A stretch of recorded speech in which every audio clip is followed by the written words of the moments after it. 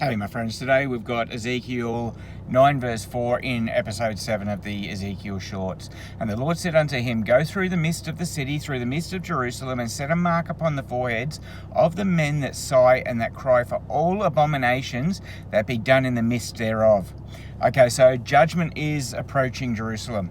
Corruption has spread through the city. Idolatry is a normal thing. Leadership has been compromised. Sin is openly practiced.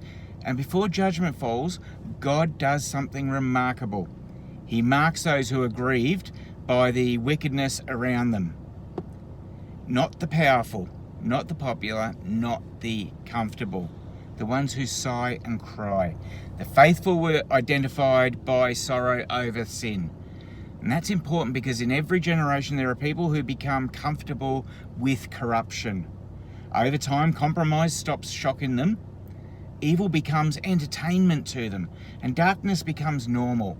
Conviction fades in them, but the righteous never fully make peace with moral decay. Their hearts still remain sensitive. They don't celebrate what destroys society.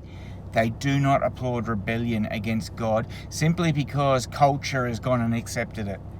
And they do not remain silent while truth is trampled underfoot. Ezekiel shows us that God notices those who still care about righteousness when everyone else treats it casually.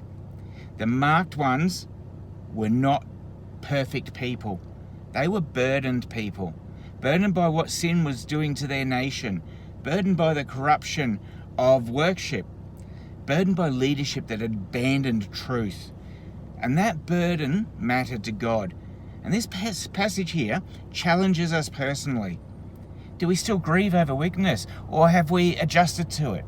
Do we mourn moral collapse, or simply scroll past it? And does sin still trouble us, or have we become spiritually numb? Because a hardened society laughs at what once was called trembling. The faithful remnant in Ezekiel's day stood apart, not by arrogance, but by conviction. They refused to celebrate what God condemned. And before judgment came, God knew exactly who they were. And that should encourage every believer who feels surrounded by compromise. God sees those who remain faithful. God sees those who refuse to bow.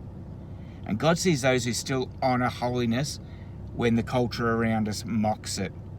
The crowd may not notice them, but heaven does. God bless you all, my friends. Remember, I love you all, but He will always love you so much more. Bless you.